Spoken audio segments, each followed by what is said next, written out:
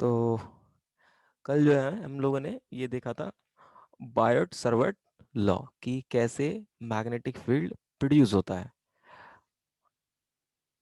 Okay, then हमने यहाँ पे डिस्कस किया था मैग्नेटिक फील्ड का डायरेक्शन कैसे हम लोग फाइंड करेंगे, यदि कोई चार्ज पार्टिकल मूव करेगा तो मैग्नेटिक फील्ड कैसे प्रोड्यूस होता है। और फिर हमने देखा था कि यदि कोई करंट कैरिंग वायर है तो उसके वजह से किसी भी पॉइंट के ऊपर क्या मैग्नेटिक फील्ड प्रोड्यूस होता है। फिर हमने एक एप्लीकेशन डिस्कस किया था कि बायोट सर्वट लॉ का एप्लीकेशन डिस्कस किया था कि कोई भी अगर करंट कैरिंग स्ट्रेट वायर है जिसका फाइनाइट लेंथ है तो उसके वजह से किसी पॉइंट पी के ऊपर मैग्नेटिक फील्ड क्या होगा। तो ये सारी चीजें हमने देखी थी। ओके, यस, इसको थोड़ा बड़ा करें। यस, तो ये वाला जो फॉर्मूला था B net magnetic field means अगर कोई भी वायर है इसके अंदर करंट यदि आई फ्लो कर रहा है तो इसके वजह से किसी पॉइंट के ऊपर जो मैग्नेटिक फील्ड होगा वो हम लोग निकालते हैं कैसे कि एक छोटा सा एलिमेंट कंसीडर कर लेते हैं उस वायर के ऊपर जिसका लेंथ होता है डीएल, और ये डीएल लेंथ जो है वो उसी करंट के अलोंग होगा, और इस पॉइंट के ऊपर मैग्नेटिक फील्ड फाइंड करना है। तो इस छोटे से पार्ट की वजह से जो मैग्नेटिक फील्ड होता था वो होता था म्यू नोड इंटू आई, जो कि करंट इससे फ्लो कर रहा है, इंटू इस छोटे से कंडक्टर का लेंथ डीएल का मैग्नीट्यूड लिया अपॉन, ये मान लेते हैं यहाँ से इसका डिस्टेंस जो है इस पॉइंट पी का इस वाले कंडक्टर से आर डिस्टेंस पे है, तो r square into sine theta, where theta होता था angle between between r vector and dl vector. ये छोटे से वायर की वजह से, इस छोटे से कंडक्टर की वजह से इस जगह पे मैग्नेटिक फील्ड है। तो अगर मुझे पूरे वायर की वजह से निकालना है कि मैग्नेटिक फील्ड कितना होगा, then I have to do integration. So if we use this formula, then we can say that what is the magnetic field at that point. इसी में एक चीज हमने ऐड किया था कि यदि मुझे डायरेक्शन फाइंड करना होगा इस पॉइंट P के ऊपर, then I have to use right hand screw rule. Right hand screw rule वो कैसे यूज करेंगे कि जिस डायरेक्शन में हमारा करंट है या डीएल वेक्टर है उस डायरेक्शन में अपने थंब को रखेंगे और अपने फिंगर्स को घुमाएंगे। तो जब हम फिंगर्स को घुमाते हैं तो इस तरफ मैग्नेटिक फील्ड आपको अंदर जाते हुए नजर आएगा, और जब आप पूरा घुमा दोगे तो इस तरफ से मैग्नेटिक फील्ड बाहर आते हुए नजर आएगा। ये इसी का एप्लीकेशन था कि अगर मान लेते हैं हमारे पास कोई फाइनाइट लेंथ का यदि स्ट्रेट वायर है जिसके अंदर करंट आई फ्लो कर रहा है, और मुझे यहां से लेट सपोज डी डिस्टेंस के ऊपर मैग्नेटिक फील्ड फाइंड करना है या एक्स डिस्टेंस के ऊपर मैग्नेटिक फील्ड फाइंड करना है, तो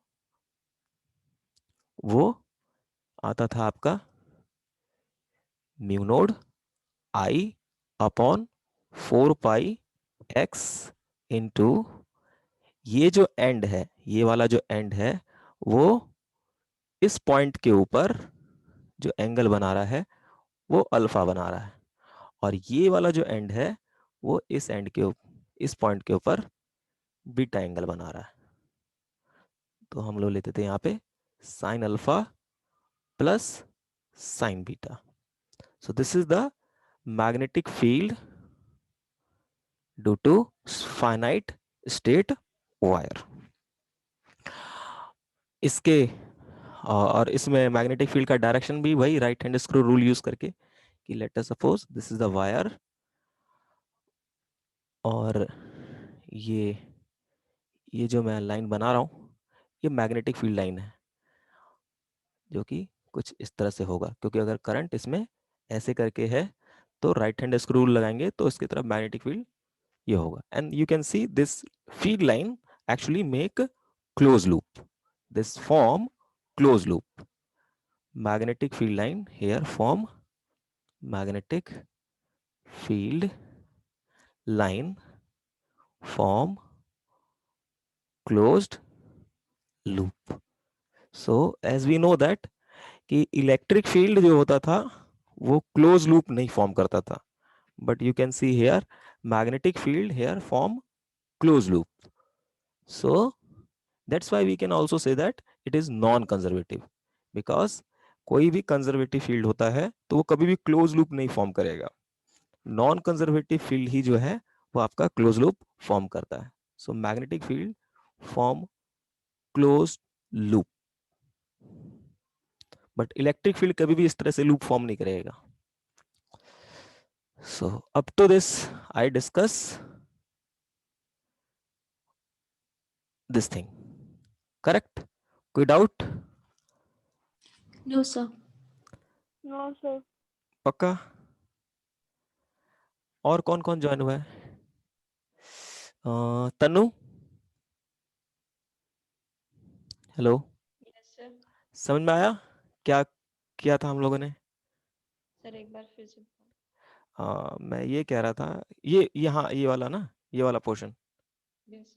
हाँ, मैं ये कह रहा था कि अगर कोई भी वायर है, स्ट्रेट वायर है, तो अगर आप इसमें करंट मान लो आई फ्लो कर रहा है इधर की तरफ, तो अपने थंब को क्या करना है, करंट के डायरेक्शन में रखोगे और फिंगर्स को घुमाओगे तो कुछ इस तरह से घूमेगा आपका फिंगर यूं करके. इसका मतलब कि मैग्नेटिक फील्ड लाइन जो होगा वो क्या होगा, एक सर्कुलर लूप फॉर्म कर रहा होगा इस वायर के चारों ओर.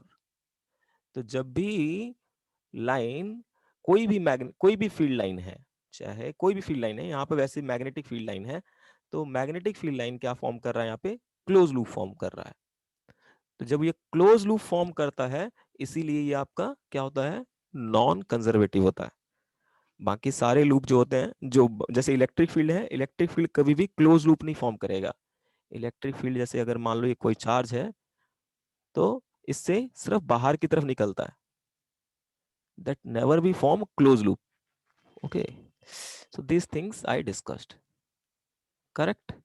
यस. Yes. 1 minute.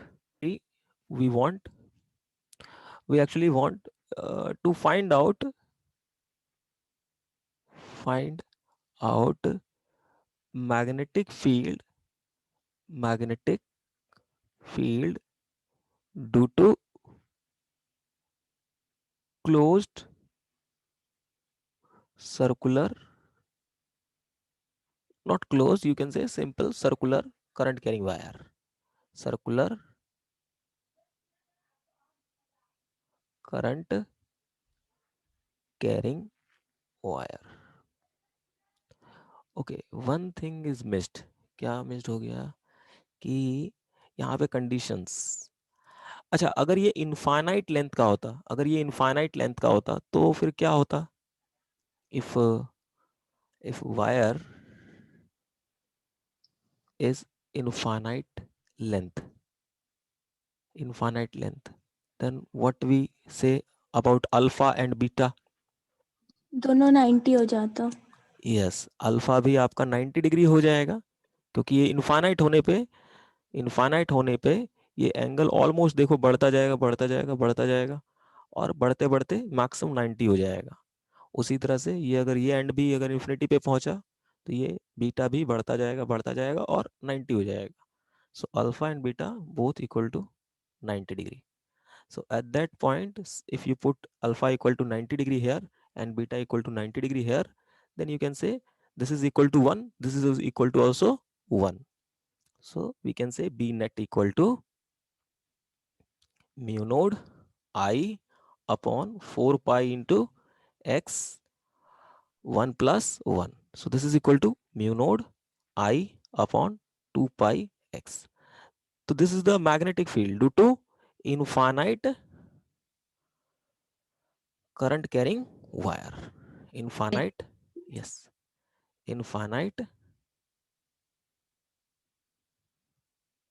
करंट.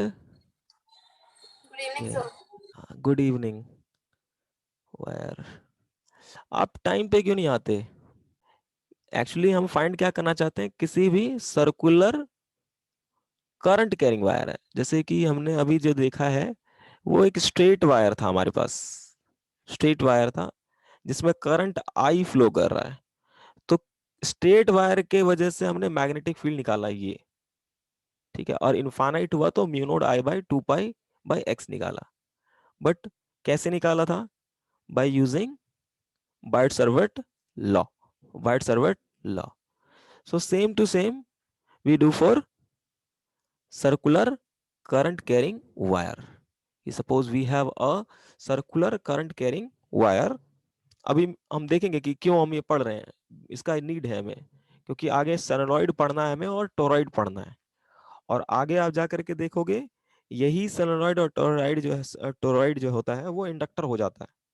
और इंडक्टर बेसिकली मैग्नेटिक एनर्जी को, मैग्नेटिक फील्ड, जैसे इलेक्ट्रिक फील्ड अगर किस स्पेस में है तो हम लोग क्या कहते थे, जैसे अगर पैरेलल प्लेट कैपेसिटर होता था और इसमें अगर इस जगह पर इलेक्ट्रिक फील्ड है तो हम लोग क्या कहते थे, इसके अंदर जो एनर्जी स्टोर है, जो एनर्जी डेंसिटी होती थी 1/2 epsilon not into E square होता था.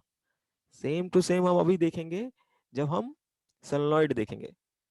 अगर किसी भी रीजन में मैग्नेटिक फील्ड है, किसी स्पेस में अगर मैग्नेटिक फील्ड है या फिर इलेक्ट्रिक फील्ड है, मतलब उस जगह पर एनर्जी स्टोर्ड है, तो इसका क्लोज कनेक्शन है. जब हम अभी ये धीरे धीरे फाउंडेशन बनेगा कि अगर हम एक सर्कुलर वायर की वजह से मैग्नेटिक फील्ड निकालते हैं तो सोलेनॉइड में क्या होगा, कई सारे सर्कुलर वायर होंगे, तो उन सभी की वजह से कितना मैग्नेटिक फील्ड होगा.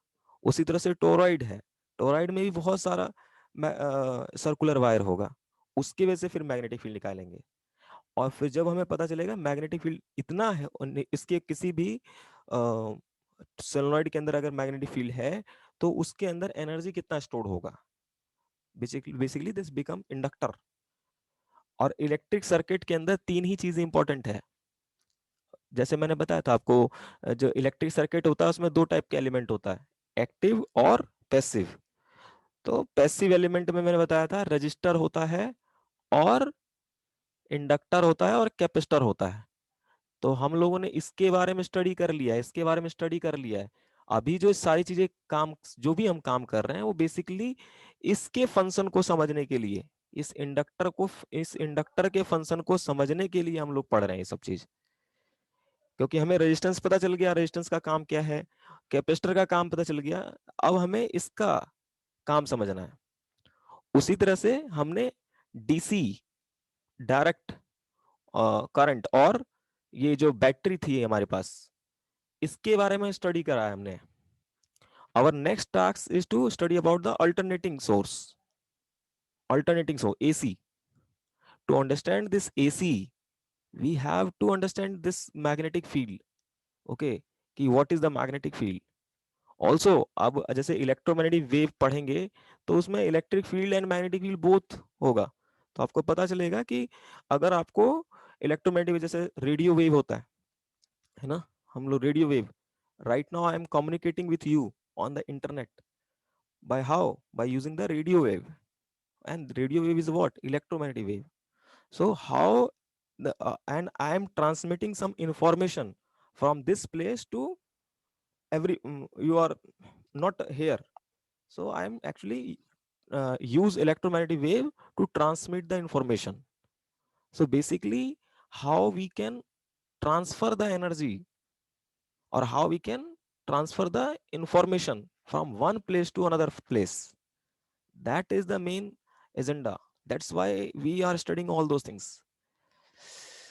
So there's a, if you don't interconnect the things, then physics समझ में नहीं आएगा.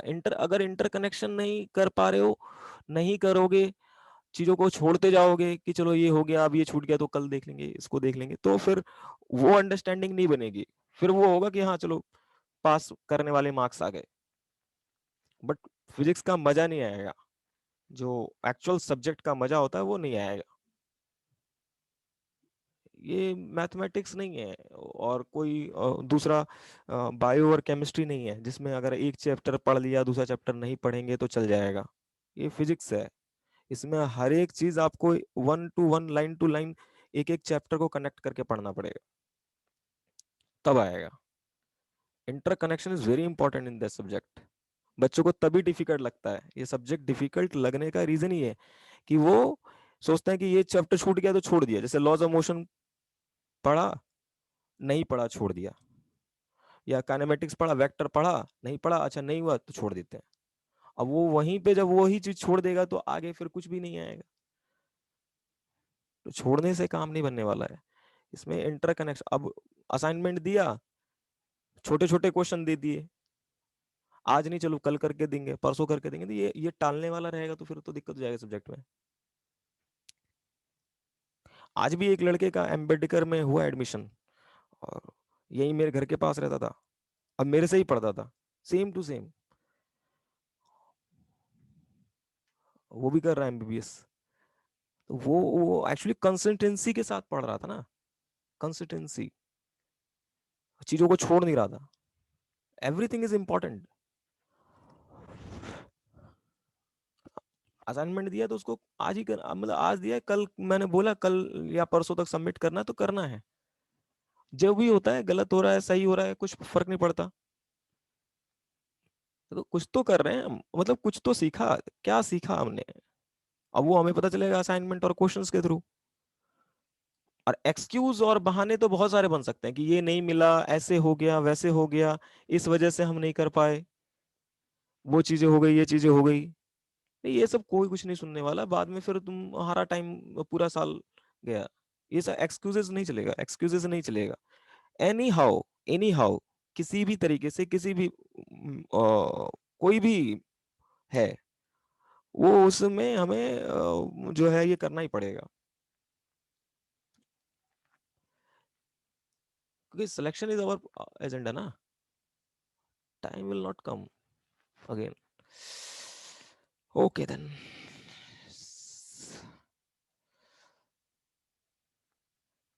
सी यहाँ पे, अब यहाँ पे हमारे पास देखो ये एक सर्कुलर वायर है, okay this is a circular wire, and I want to calculate the magnetic field due to this circular wire. और इस वायर के अंदर देख सकते हैं आप, करंट इधर से आई जा रहा है और करंट निकल रहा है, means this is a circular wire which carry some current I, and I want to find out magnetic field at this point, at this point. So how we can calculate? So we using actually Biot-Savart law to calculate the magnetic field. So what is the Biot-Savart law? B net, we know that this is the formula, B net is equal to mu node I dl sin theta upon 4 pi r square, correct. अगर शोर नहीं है आपके उधर चारों ओर तो आप mic on करके रख सकते हो, कोई दिक्कत नहीं, अगर शोर नहीं है तो, अगर शोर है तो बंद कर लो, ठीक है, ताकि आप इंटरेक्ट करो, ज्यादा ज्यादा पूछो, ठीक है, ज्यादा ज्यादा बताओ। यस, तो ये म्यू नोड आई into dl into sine theta 4 pi r square है। तो कैसे लगाएंगे, प्रोसीजर वही है, first you have to consider a small element on the current carrying wire, okay. तो यहां पे जैसे देखो एक छोटा सा वायर इसने कंसिडर कर लिया, यहां पर छोटा सा वायर कंसिडर कर लिया, इस पूरे वायर के ऊपर एक छोटा सा पोर्शन आपको पहले कंसिडर करना पड़ेगा, ओके। छोटा सा पोर्शन कंसिडर कर लिया जिसका लेंथ क्या है, डीएल है, ये छोटा सा पोर्शन इसका लेंथ डीएल है।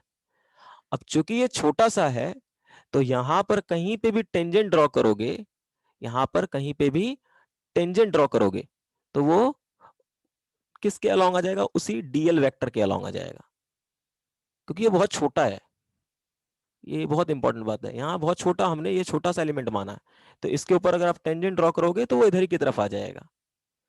So this is the dl vector. इस छोटे से वायर की वजह से इस पॉइंट P के ऊपर जो मैग्नेटिक फील्ड होगा वो ये होगा, ये छोटे से वायर की वजह से है। बट मुझे पूरे की वजह से निकालना है, then I have to do integration. तो मैंने छोटा सा वायर माना। ये R क्या होता था? R होता था उस एलिमेंट से उस पॉइंट का डिस्टेंस जिसके ऊपर हमें मैग्नेटिक फील्ड फाइंड करना है। इस छोटे से एलिमेंट से उस पॉइंट का डिस्टेंस जहां पे हमें मैग्नेटिक फील्ड फाइंड करना है। तो ये हो गया, मैंने इसको पहले इससे कनेक्ट करना है, जिस पॉइंट के ऊपर आपको मैग्नेटिक फील्ड फाइंड करना है। देखिए ये पॉइंट जो है इस रिंग के एक्सिस पे है, एक्सिस पे है, तो इस के वजह से हमें मैग्नेटिक फील्ड यहां पे फाइंड करना है। Then what we have to do, we have to connect this by this point to this small element by using a vector which is position vector. So this is the r vector, r vector. और ये जो theta होता था, ये जो theta होता था, theta क्या होता था? Angle, angle between r vector and dl vector, r vector and dl vector. तो दिस द डीएल वेक्टर, ये डीएल वेक्टर है और ये आर वेक्टर इधर की तरफ है। So what is the angle?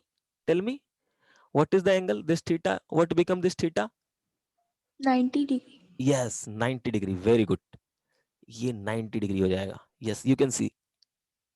देखो ये यही चीजें हैं जो पिक्चर से ही समझ में आती है जितना ज्यादा। देखो ये डीएल आर वेक्टर इधर की तरफ होगा और DL vector along the tangent होगा, so this is comes to be 90 degree.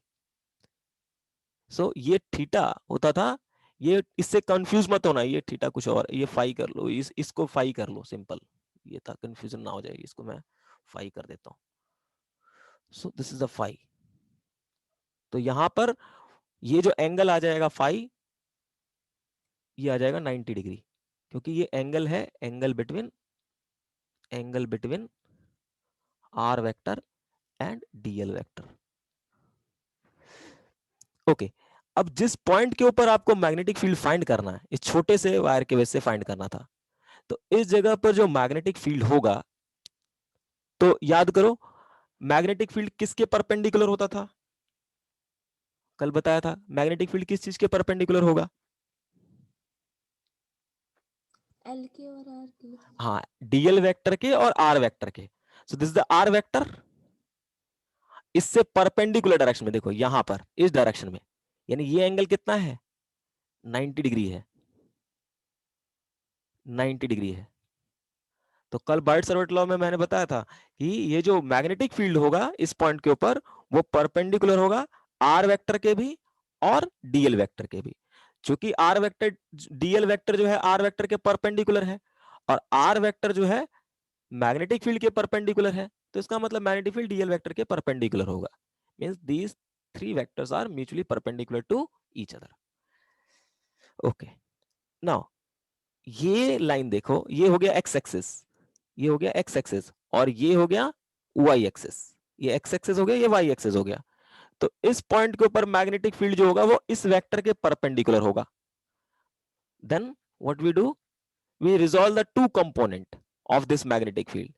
एक आएगा वाई डायरेक्शन में, एक आएगा एक्स डायरेक्शन में, एक आएगा वाई डायरेक्शन में, एक आएगा एक्स डायरेक्शन में। ओके, इस वेक्टर के दो कंपोनेंट्स टूटे, एक वाई डायरेक्शन में और एक एक्स डायरेक्शन में। तो अब यहां पे सोचिए कि अगर मैंने एक छोटा सा एलिमेंट यहां पे कंसीडर किया है, ऊपर में यहां पे किया है, तो इसके वजह से मैग्नेटिक फील्ड दो डायरेक्शन में आ रहा है, एक एक्स डायरेक्शन में आ रहा है, एक वाई डायरेक्शन में आ रहा है।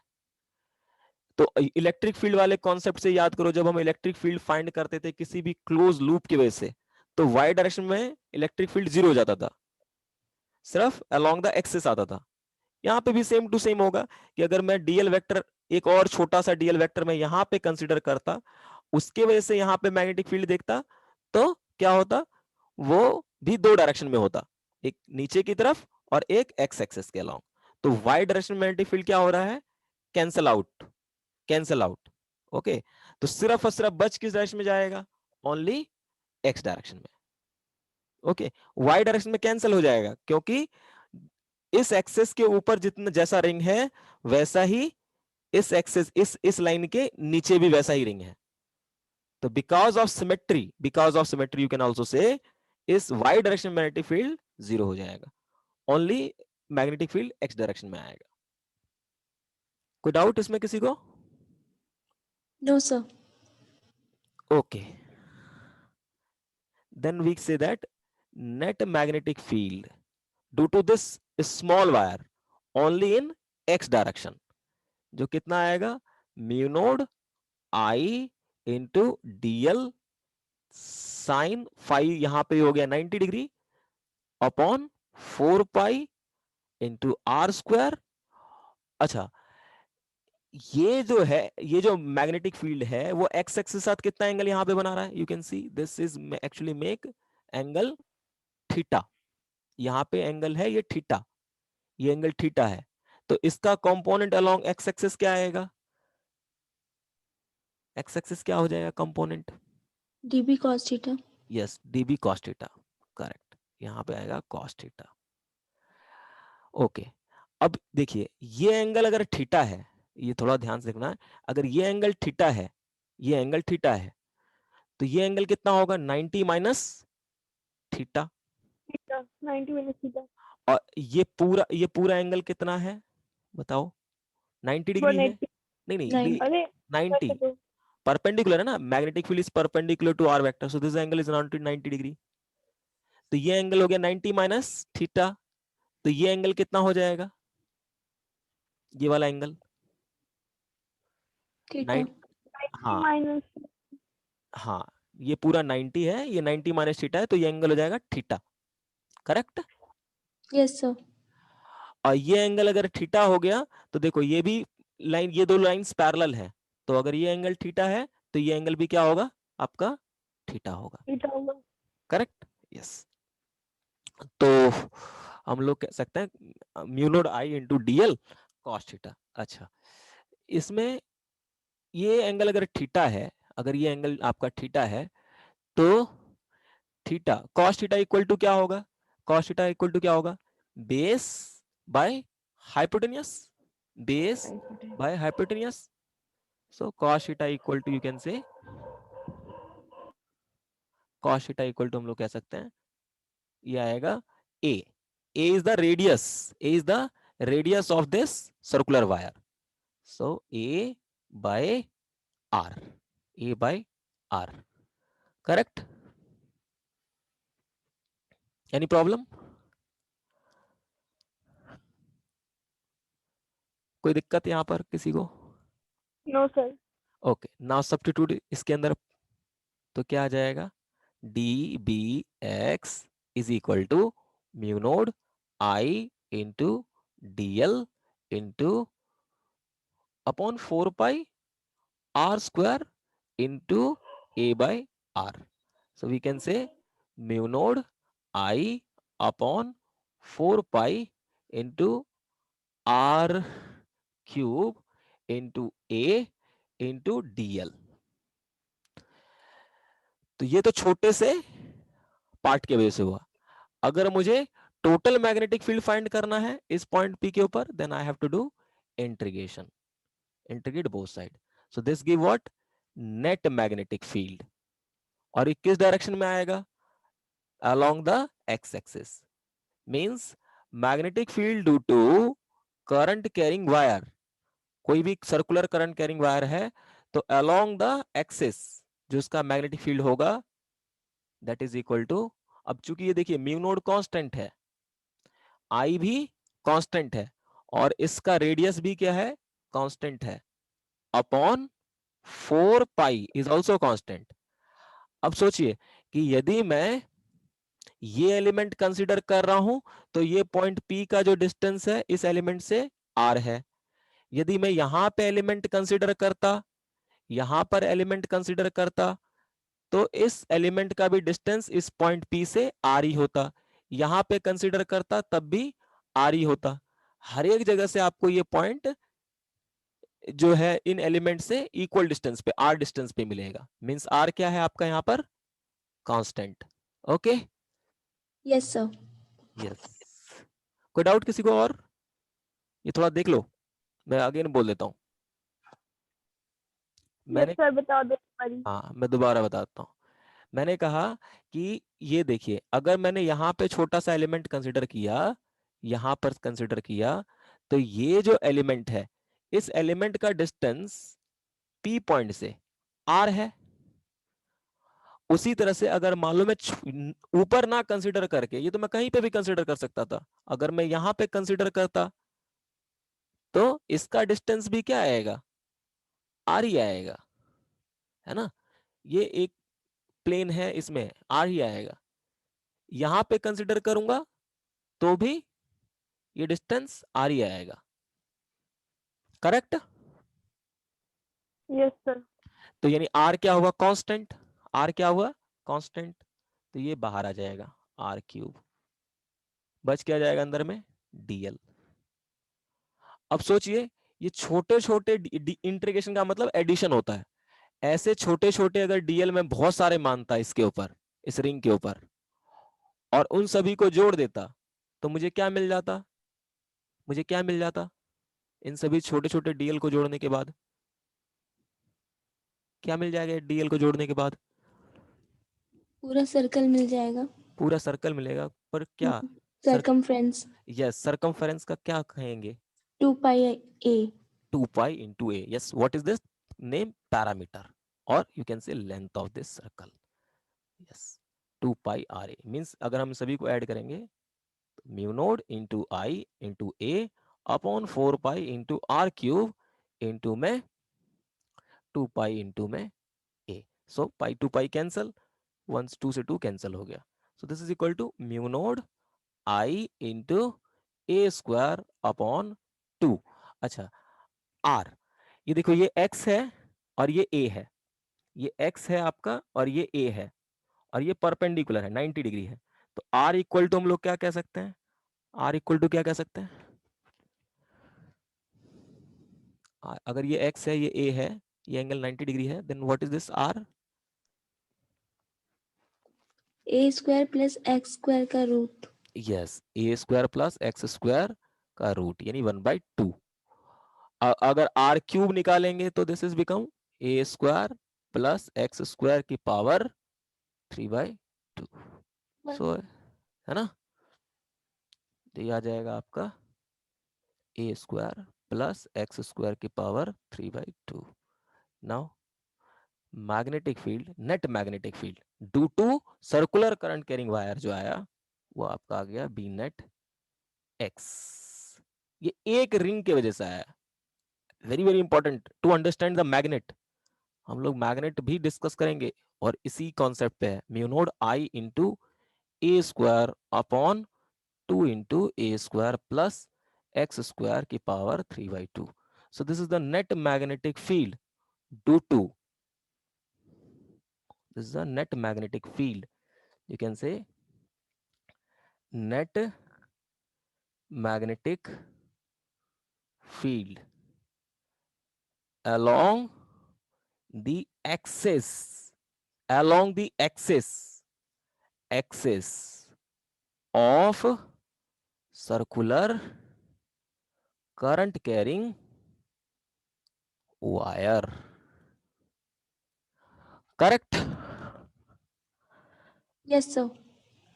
याद रखोगे फॉर्मूला, ये इंपॉर्टेंट फॉर्मूला, बहुत इंपॉर्टेंट है। Okay, very very important.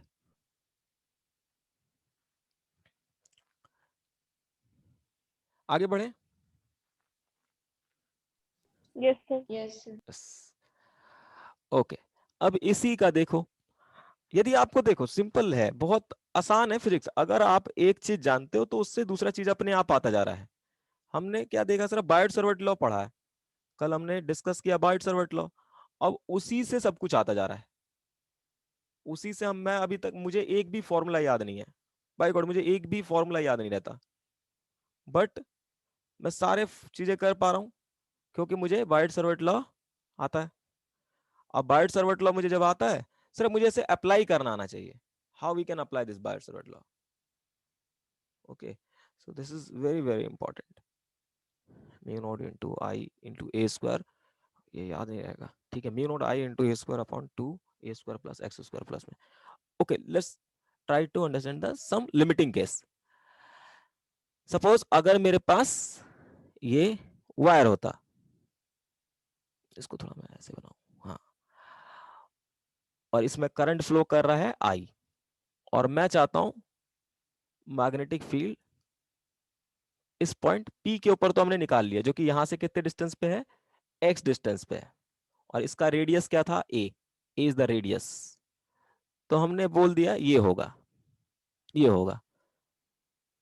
But मान लीजिए अगर ये पॉइंट x वाला अगर आपका सेंटर पे होता, मींस x इक्वल, यानी ये जो पॉइंट P है ये सेंटर पे होता, तो अगर x इक्वल टू 0 होगा, मींस हम क्या कर रहे हैं, एक्चुअली मैग्नेटिक फील्ड फाइंड करना चाहते हैं। एक वायर है और वो पूरा सर्कुलर है, इसमें करंट आई फ्लो कर रहा है, और हम सेंटर पे, इसके सेंटर पे मैग्नेटिक फील्ड फाइंड करना चाहते हैं, मींस यहां पर सेंटर पे। तो सेंटर पे जब मैग्नेटिक फील्ड फाइंड करोगे और निकालोगे कैसे, using right hand screw rule. Right hand screw rule, current के डायरेक्शन में अपने फिंगर्स को घुमा दो, करंट के डायरेक्शन में फिंगर्स को घुमा दो, तो जिस डायरेक्शन में थंब आएगा उसी डायरेक्शन में क्या होगा, मैग्नेटिक फील्ड होगा। तो देखो मैग्नेटिक फील्ड थंब आपका बाहर की तरफ आ रहा होगा, मींस मैग्नेटिक फील्ड बाहर की तरफ होगा सेंटर के ऊपर। अब होगा कितना, जब x इक्वल टू 0 पुट करोगे इसी में, इसी इक्वेशन में, क्योंकि ये पॉइंट पहुंच गया सेंटर पे, तो नेट मैग्नेटिक फील्ड जो आएगा B net is equal to, you can say mu naught I into a square upon 2 a square. अच्छा, x इक्वल टू यदि मैं 0 पुट करता हूं, सो दिस बिकम 3/2। देखिए 2 से 2 कैंसिल हो जाएगा, a की पावर 3 आएगा, और यहां ऊपर में a स्क्वायर है, तो बीच जाए नीचे बच जाएगा a। तो नेट मैग्नेटिक फील्ड जो आएगा वो आ जाएगा म्यू नोड इंटू आई अपॉन 2a। वेरी इंपॉर्टेंट, कि अगर कोई भी वायर है, कोई भी सर्कुलर वायर है, और उसमें करंट आई फ्लो कर रहा है, तो सेंटर के ऊपर मैग्नेटिक फील्ड जो आएगा म्यू नोड इंटू आई इंटू ए आएगा। Correct? Yes sir. Yes. Okay, Yes. मैं आपको ना एक फिगर दिखाता हूं जिसमें मैग्नेटिक फील्ड लाइन दिखेगा, कि कोई भी करंट कैरिंग वायर है, उसकी वजह से मैग्नेटिक फील्ड जो प्रोड्यूस होगा वो दिखेगा कैसे। Okay, I am just showing you, है ना। यहाँ पे देखिए कि यदि ये आपका, ये मान लो पूरा सर्कल है, अभी दिखाया सिर्फ एक पोर्शन दिखाया हमने, ठीक है। मान लीजिए ये वायर है, इसके अंदर करंट फ्लो कर रहा आई, सर्कुलर वायर है, ये पूरा है एक्चुअली, ठीक है। हमने यहाँ पे दो प्लेन बना लिया ताकि हम मैग्नेटिक फील्ड लाइंस को देख सकें कि कैसा होगा, ठीक है। तो अभी मैंने बताया कि अगर कोई भी वायर सर्कुलर वायर है, कोई भी सर्कुलर वायर है, तो उसके सेंट, अगर मैं एक्सेस इस जगह पर, अगर मैं इस जगह पे मैग्नेटिक फील्ड फाइंड करना चाहता हूं इस जगह पर, तो वो अलोंग एक्स एक्सेस होगा। अगर मैं यहां पे फाइंड करूंगा तब भी वो अलोंग एक्स एक्सेस ही होगा, यहां पे फाइंड करूंगा तब भी वो अलोंग एक्स एक्सेस होगा, यहां पे फाइंड करूंगा तब भी वो इधर की तरफ ही होगा। मींस अगर एक्सेस के अलोंग अगर हम मैग्नेटिक फील्ड फाइंड करते हैं, एक्सेस के अलोंग, तो मैग्नेटिक फील्ड हमेशा एक्सेस, इस तरफ, इस एक्सेस के अलोंग ही आएगा। तो देखिए ये अगर वायर है, इसमें करंट फ्लो कर रहा आई, अगर मैं यहां पर कहीं पे मैं एक्सेस पे फाइंड करना चाहता हूं, this is the axis of this ring, तो मैग्नेटिक फील्ड लाइन जो होगा वो हमेशा एक्सेस के अलोंग होगा। This is the direction of magnetic field along the axis. But मान लीजिए कि अगर सपोज मैं यहां पर मैग्नेटिक फील्ड फाइंड करना चाहता, इस जगह पर, इस जगह पर, तो क्या वो इधर की तरफ ही आएगा मैग्नेटिक फील्ड, इस तरफ नहीं आएगा मैग्नेटिक फील्ड इस टाइम पर। इस टाइम पर जब अगर अगर आप एक्सेस पे कहीं पे पॉइंट चूज करते हो तो वो एक्सेस के अलोंग मैग्नेटिक फील्ड आपको मिलेगा। बट अगर कहीं और कंसीडर करते हो पॉइंट को, कि मैं सपोज यहां पे मैग्नेटिक फील्ड फाइंड करना चाहता हूं, तो फिर ये एक तो ये फॉर्मूला फेल हो जाएगा जो आपने कैलकुलेट किया, ये एक्सेस पे निकालने के लिए किया है। बट ये जो, अगर सपोज मुझे यहां पे मैग्नेटिक फील्ड फाइंड करना है, then it is very difficult to by using the Biot-Savart law, you, if you are trying to calculate the magnetic field here, this is very difficult। यहाँ solid angle वगैरह का concept आ जाता है जो कि आपके सिलेबस में नहीं है, ठीक है। सो तो इस जगह पर मैग्नेटिक फील्ड एक्चुअली दो डायरेक्शन में होगा, मींस एक्चुअल मैग्नेटिक फील्ड कुछ ऐसे करके जा रहा होगा। देखो अगर मैं यहां पे देखना चाहता हूं तो ऐसे करके मैग्नेटिक फील्ड लाइन ऐसे करके बनेगा। ये समझना बहुत जरूरी है, क्योंकि अगर अभी मैं कह रहा हूँ सोलेनॉइड आएगा और ये आएगा कहते हैं मैग्नेट वगैरह आएगा तो फिर दिक्कत आएगा। ऐसे करके जाएगा, ऐसे, ठीक है। मींस इस जगह पर मैग्नेटिक फील्ड कुछ इस डायरेक्शन में होगा, जिसके दो कंपोनेंट होंगे, यानी इस जगह पे दोनों ही कंपोनेंट एग्जिस्ट करेगा, अलोंग एक्स एक्सिस भी और अलोंग वाई एक्सिस भी। यू कैन सी, जैसे जैसे हम लोग ये देखो, यहां पर अगर मैं एक्सिस पे फाइंड करना चाहता हूं मैग्नेटिक फील्ड इधर की तरफ होता, बट एक्सिस से अलग पॉइंट पे फाइंड करना चाह रहा हूं, देखो मैग्नेटिक फील्ड ऐसे करके है, यूं करके इधर की तरफ, यूं। और ये डायरेक्शन कैसे निकल रहा है, अपने सारे फिंगर्स को करंट के डायरेक्शन में घुमाओ तो थंब के डायरेक्शन में आएगा magnetic field.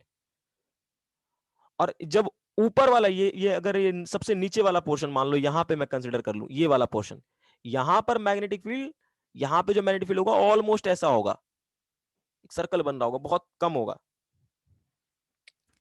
So this is actually magnetic field due to current carrying circular wire.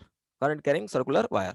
So you can see magnet क्या होता है, magnet is also producing magnetic field. Magnet क्या करता है, मैग्नेटिक फील्ड प्रोड्यूस करता है।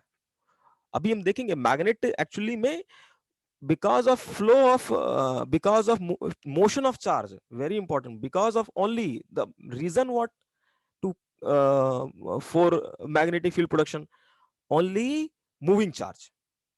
So earth, you can think about earth, earth के core में होता है मेटल, ओके।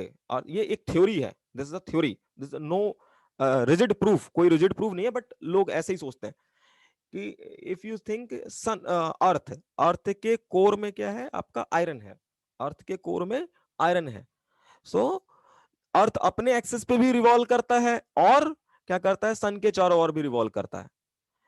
तो जब अर्थ अपने एक्सिस पे रिवॉल्व करेगा तो उसके कोर में जो आयरन है और आयरन के अंदर फ्री इलेक्ट्रॉन्स होगा, मेटल जो है उसके अंदर फ्री इलेक्ट्रॉन्स होंगे, so that all goes into circular path.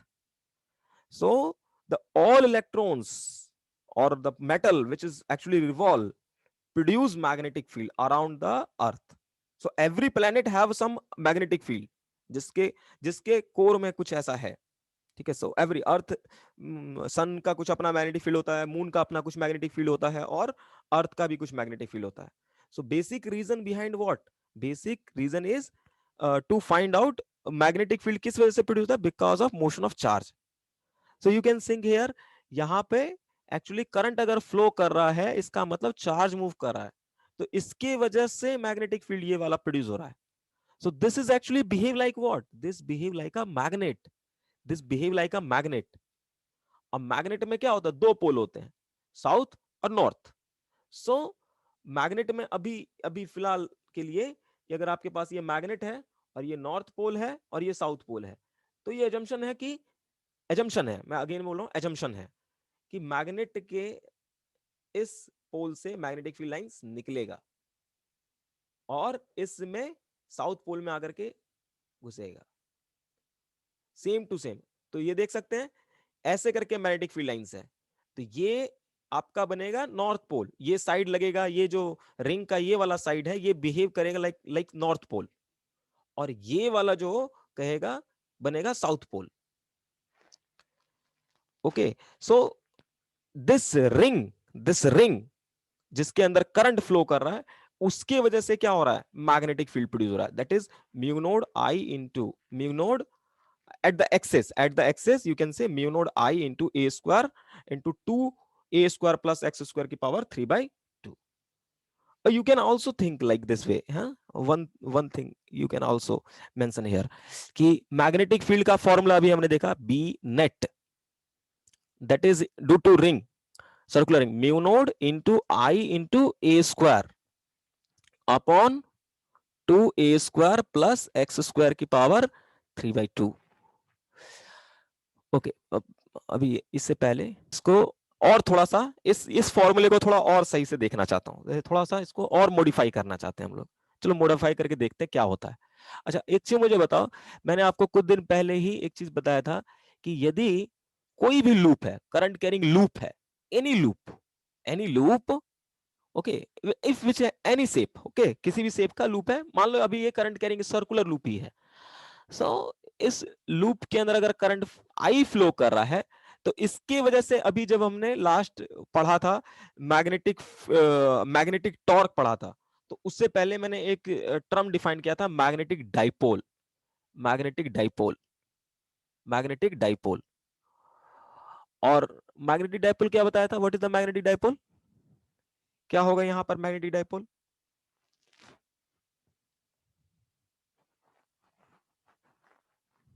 Mu. What is the magnetic dipole?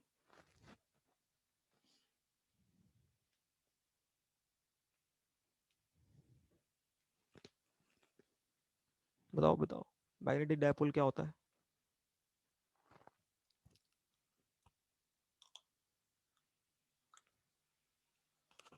बोलो, कोई कुछ भी बोलो। करंट और एरिया ऑफ क्रॉस सेक्शन, मतलब जो उसके बीच में distance, area of cross section है, उसका प्रोडक्ट। हाँ, पार्सली करेक्ट, इस तरह से डेफिनेशन नहीं देना। Surface area, surface area, this is the surface area. ये बना, क्रॉस सेक्शन नहीं है। क्रॉस सेक्शन मतलब कोई भी सॉलिड होता है ना, उसको काटने के ऊपर जो आपको सेक्शन मिल रहा है, उसको क्रॉस सेक्शन कहते हैं।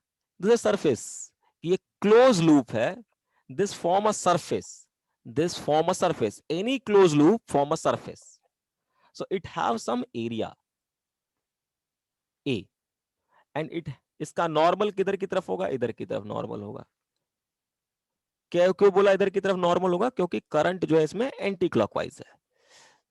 तो ये सरफेस एरिया हो गया। तो मैग्नेटिक डाइपोल हम कहेंगे current into the circular loop. Loop loop और सरफेस में डिफरेंस है, ठीक है? दिस इज अ लूप, एक लाइन है। लूप का मतलब कर्व हो गया, लूप मींस कर्व, और ये सरफेस है। So this close loop form a surface having surface area is A. So we can say magnetic dipole mu equal to I, current through circular loop I into surface area formed by the closed loop, formed by the closed loop, okay, formed by the closed loop. So this is the magnetic dipole, mu is equal to I into A. ये dipole क्यों बोलते थे? Because you can see here, here we have two poles actually, north and south. So that is actually behave like a dipole. That's why we say that magnetic dipole, name giving is magnetic dipole. Okay, then अच्छा, तो अगर मैं कहता हूं ये wire आई, इसमें circular wire है, इसमें करंट आई फ्लो कर रहा है, इसका रेडियस ए है, इसका रेडियस ए है, तो इसका रेडियस यदि ए है, तो इसका मोमेंट, मैग्नेटिक मोमेंट क्या हो जाएगा? Mu, that is I. और सर्कुलर वायर का क्या होता है? Surface area. अगर ये सरफेस एरिया इस सर्कल का बताऊं तो क्या होगा surface area? What is the surface area? Circle का एरिया कितना होता है? पाई आर स्क्वायर ना? Pi r square. Yes, pi into r, r is the radius. Okay, तो यहां से देखो, मैं ये कह सकता हूं, इसको मैं थोड़ा नया सिंबल से देता हूं, है ना, मैग्नेटिक डाइपोल, क्योंकि दोनों म्यू म्यू अजीब सा लगेगा, तो मैं ऐसे म्यू नहीं लिख करके यहां पर लिख रहा हूं, एम लिख देता हूं। इसे मैं एम लिख देता हूं, ठीक है, एम लिख देता हूं, m vector. Okay, so this is the m vector, और ये मैग्नीट्यूड हो गया। तो यहां पे देखो, आई इंटू ए स्क्वायर जो आ जाएगा, वो आ जाएगा M upon A square, M upon A square, oh sorry, pi. So if you put this value into here, so what is this? You get b net is equal to mu node I into a square के बदले m आ गया, and magnetic moment is a vector quantity, so magnetic field is also vector quantity, divided by 2 by pi into a square plus x square की power 3/2. So this is the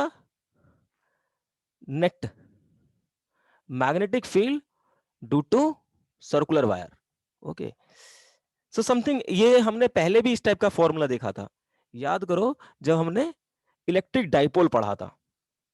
तो let us suppose this is the electric dipole, यहाँ पे charge minus Q है और यहाँ पे plus Q है, और इनके बीच का डिस्टेंस 2a है, और सिंपल कह सकते हो a है। तो अगर मुझे इक्विटोरियल पोजीशन पे यहां पर इस पॉइंट के ऊपर अगर इलेक्ट्रिक फील्ड फाइंड करना था होता था, तो इलेक्ट्रिक फील्ड इस पॉइंट के ऊपर जो आता था वो इलेक्ट्रिक डाइपोल के अलोंग ही आता था, पी वेक्टर। और ये जो फॉर्मूला होता था इलेक्ट्रिक फील्ड का यहाँ पर, E net is equal to mu naught P vector upon 2 pi into a square, और इस पॉइंट का डिस्टेंस यहां से ओरिजिन से एक्स स्क्वायर की power 3/2। So we get this. और वहां पर एजम्पशन ये था कि ये जो ए है वो बहुत छोटा है, हम लोग मान के चलते थे जो डाइपोल का लेंथ होता है वो बहुत छोटा होता है। डाइपोल का लेंथ अगर बहुत छोटा होगा, अगर आप इसी को almost if a you assume that कि डाइपोल जो है इसका लेंथ क्या है, काफी छोटा है as compare to this distance, then we say that E net equal to mu naught P vector upon 2 pi, और ये हो जाएगा 0, तो एक्स स्क्वायर से एक्स, ये 2 से 2 कैंसिल हो जाएगा, प्लस में आ जाएगा एक्स क्यूब। तो ये फॉर्मूला हम लोगों ने देखा था। Okay, so this is the formula electric dipole वाले केस में। सर 4 पाई होता है ना? 4 पाई होता है, 4 पाई एक्सिस पे 4 पाई होगा ना। इक्वेटोरियल पे भी तो 4 पाई होता इक्वेटोरियल पे 4 पाई होगा।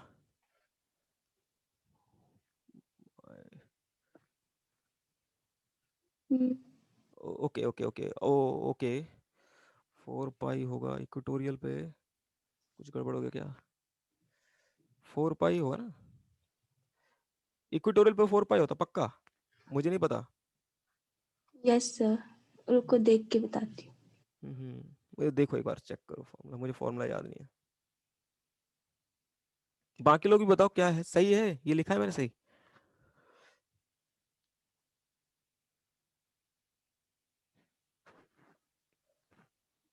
Yes, it is the on the axis. Yes, यहाँ पर आएगा ऐसे करके। यस सर 4 पाई है। यहाँ 4 पाई है। हम्म अच्छा 4 पाई है इक्विटोरियल पे, तो एक्सेस पे कितना होगा? एक्सेस पे सपोज यहाँ पे मुझे किसी डिस्टेंस पे निकालना होता है, एक्स डिस्टेंस के ऊपर, एक्सिस पे एक्सियल डिस्टेंस पे है 2p upon 4 pi epsilon not r cube. Yes yes yes yes yes, that's I want. हाँ, यू कैन से, इसी को मैं ऐसे कह सकता हूं 2p वेक्टर, और यहां पर हम ऐसे कर सकते हैं इसको, यदि 2 से मल्टीप्लाई कर दूं, 2 से ऊपर मल्टीप्लाई कर दूं, so B net is equal to, you can say mu naught into 2m vector upon 4 pi into a square plus x square की पावर 3/2। यहाँ पे 4 आएगा एक्चुअली, यहाँ पे 4, यहाँ पे 2। सो this is what magnetic field. जैसे यहाँ पे एक्सेस के ऊपर यदि मुझे इलेक्ट्रिक फील्ड फाइंड करना है, so this is the formula for finding out the electric field at the axis of the electric dipole. Same to same ये क्या है, magnetic field at the axis at the axis, this become a dipole at the axis of the dipole, that is mu node 2m vector 4 pi a square plus x square की power 3/2। so this is same to same like electric dipole जैसा होता था वैसे ही यहाँ पे magnetic dipole है, but property different है। Okay वहां पर क्लोज लूप नहीं फॉर्म हो सकता था इलेक्ट्रिक फील्ड का, बट यहाँ पे इलेक्ट्रिक फील्ड का क्लोज लूप फॉर्म हो सकता है। That form electric magnetic field can form here close loop, but वहां पर magnetic electric field close loop form नहीं कर पाता था। Okay, any problem up to this? Equatorial position पे तो इलेक्ट्रिक फील्ड 0 होता था ना? इक्वेटोरियल पोजीशन पे इलेक्ट्रिक फील्ड 0 होता था ना, मैक्सिमम होता था आई थिंक, पोटेंशियल 0 होता था, पोटेंशियल सर वो तो मैं देख के बता दूं। हाँ वो चेक करो। नहीं मैं देख के ही बता रही हूँ। क्या? पोटेंशियल तो इस जगह पे पोटेंशियल जीरो आएगा। देखो खुद ही कैलकुलेट करके देखो ना, इस जगह पर पोटेंशियल जीरो आएगा, इन दो चार्ज की वजह से पोटेंशियल यहाँ पे जीरो आएगा। तो इक्वी पोटेंशियल सरफेस कहते थे इसको। तो इक्वी अच्छा, है ठीक है। है ना, इक्वी पोटेंशियल सरफेस पे आपका पोटेंशियल जीरो होता था, यहाँ पर इस जगह पे पोटेंशियल जीरो होगा, बट इलेक्ट्रिक फील्ड इसके परपेंडिकुलर होता था और वो मैक्सिमम होगा यहाँ पर। Okay sir. यस। तो ये जो हमने देखा, एक सर्कुलर वायर, अगर हमारे पास एक सर्कुलर वायर है, एक सर्कुलर वायर जो है वो आपका आपका क्या फॉर्म कर रहा है, एक डाइपोल फॉर्म कर रहा है। किस टाइप का डाइपोल फॉर्म कर रहा है? मैग्नेटिक डाइपोल फॉर्म कर रहा है, मैग्नेटिक डाइपोल फॉर्म कर रहा है। उस मैग्नेटिक डाइपोल की वजह से उसके एक्सेस के ऊपर, वेरी इंपॉर्टेंट, सब जो भी मैं लाइन बोल रहा हूं सारा इंपॉर्टेंट बोल रहा हूं। एक करंट कैरिंग वायर क्या फॉर्म कर रहा है? मैग्नेटिक डाइपोल फॉर्म कर रहा है। और मैग्नेटिक डाइपोल की वजह से, मैग्नेटिक डाइपोल के एक्सेस के ऊपर जो मैग्नेटिक फील्ड होगा वो ये होगा, एक्सेस के ऊपर मैग्नेटिक फील्ड ये होगा, that is equal to this. अभी हम कुछ दिन जब हम मॉडर्न फिजिक्स पढ़ोगे आप, तो वहां पे देखोगे कि, और जब हम ये पढ़ेंगे क्या कहते हैं मैग्नेटिक प्रॉपर्टी ऑफ मटेरियल, तो मैं वहां पे बोलूंगा कि जो भी मटेरियल होता है वो छोटे छोटे एटम से मिलकर के बना होता है। ये आपको सर ने भी पढ़ाया होगा, स्पिन जो आप एंगुलर ये जो पढ़ते हो, प्रिंसिपल क्वांटम नंबर, और फिर तुम्हारा क्या होता है, मैग्नेटिक हाँ प्रिंसिपल क्वांटम होता है और एजिमुथल क्वांटम नंबर होता है, उसमें भी आपका होता है क्या कहते स्पिन हैं, क्वांटम नंबर। हाँ स्पिन क्वांटम नंबर होता है, मैग्नेटिक क्वांटम नंबर होता है। ये मैग्नेटिक क्वांटम नंबर कहाँ से आया है? इन्हीं वर्ड से आया है। ठीक है, तो कहने का मतलब ये है कि जैसे मैं बोलूंगा कि एक एटम है और एटम के अंदर इलेक्ट्रॉन्स है, सो electrons carry a charge, electrons carry charge, so we know that electrons move in a circular path according to Bohr. This is an assumption, not a right thing. Again, so this is the electron, we assume that electrons is moving into a circular path. So जब कोई charge particle circle में move करता है, then it form, that mean इसका मतलब इसमें current होगा, current ऐसे करके करंट होगा। सो दिस फॉर्म, ये आपको लगेगा कि क्लोज लूप है, करंट कैरिंग लूप है, क्लोज करंट कैरिंग लूप है, and that form a magnetic dipole and it produce magnetic field, okay, it produce magnetic field. In the same manner, electrons is actually spin on our axis, खुद के access के ऊपर spin करता है, खुद के access पे स्पिन करता है, जिसकी वजह से आपको लगेगा कि ये यहां पे करंट है, एक मैग्नेटिक डाइपोल फॉर्म हो रहा है, और उस मैग्नेटिक डाइपोल की वजह से मैग्नेटिक फील्ड होगा। एक तो इसके सर्कुलर ऑर्बिट मोशन की वजह से, और एक खुद के एक्सिस के, इसीलिए वहां पर मैग्नेटिक क्वांटम नंबर और स्पिन क्वांटम नंबर है ना, ये डिफाइन किया गया है। So very very close connection, अभी हम मैग्नेटिक प्रॉपर्टी ऑफ मटेरियल पढ़ेंगे तो उसमें आएगा। So any loop, any current carrying circular loop is actually magnetic dipole, and due to this dipole, this is the magnetic field on the axis, on this axis. Any problem? No sir. Yes. Okay. 1 minute. Yes.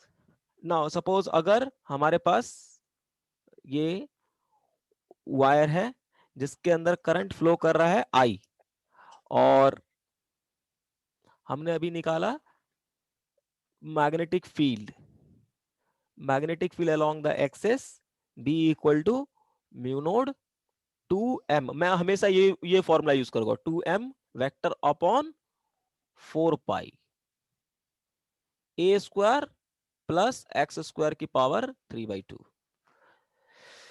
तो यदि मुझे magnetic field, और यहाँ x क्या है? Distance है, ये point P है, लेट्स सपोज ये यहां से कितने डिस्टेंस पे है? x डिस्टेंस के ऊपर है। तो मुझे इस मैग्नेटिक फील्ड के बीच में और इसके बीच में ग्राफ बनाना है। then how we can make the graph? See, मैं बनाता हूं, ठीक है। देखिए, ग्राफ को समझना है।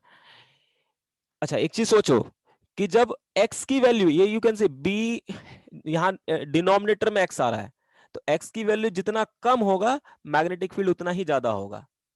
तो सोचिए x की सबसे कम वैल्यू क्या हो सकती है? 0।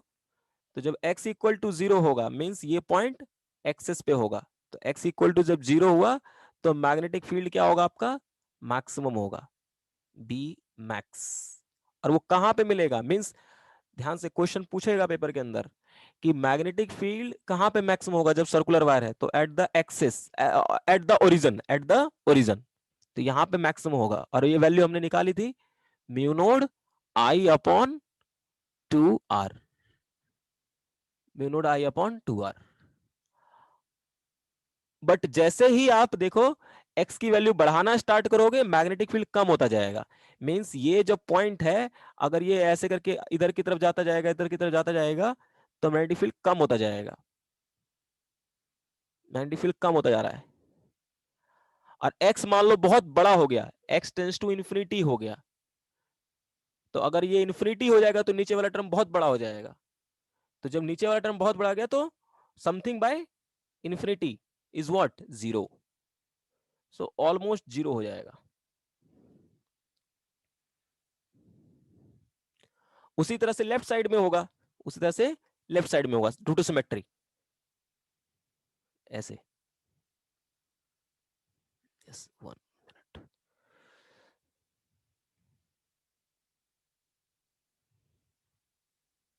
So this is the graph between magnetic field and x. बहुत बार पूछता है क्वेश्चन, तो ध्यान रखना है इस ग्राफ को। ओके, कोई प्रॉब्लम इसमें? No sir. Yes.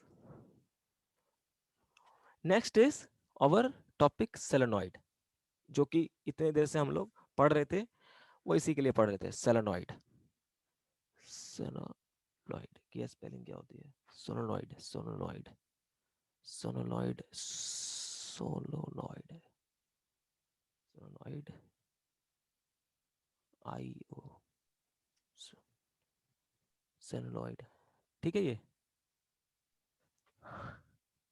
Yes sir, ठीक। ठीक है, सोलेनॉइड। ओके, तो ये सोलेनॉइड है। अच्छा चलो मैं दिखाता हूँ पहले आपको पिक्चर ये कि दिखता कैसा है। Okay, yes, 1 minute. इस चैप्टर के बिगिनिंग में ही बोला था, कुछ पूछा था मैंने कि ये क्या है। सी, ये जो दिख रहा है आपको,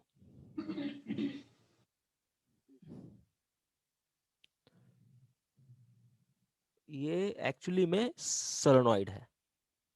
ये सोलेनॉइड है, ये जो बड़ा सा दिख रहा है आपको, ये पूरा ये सोलेनॉइड है।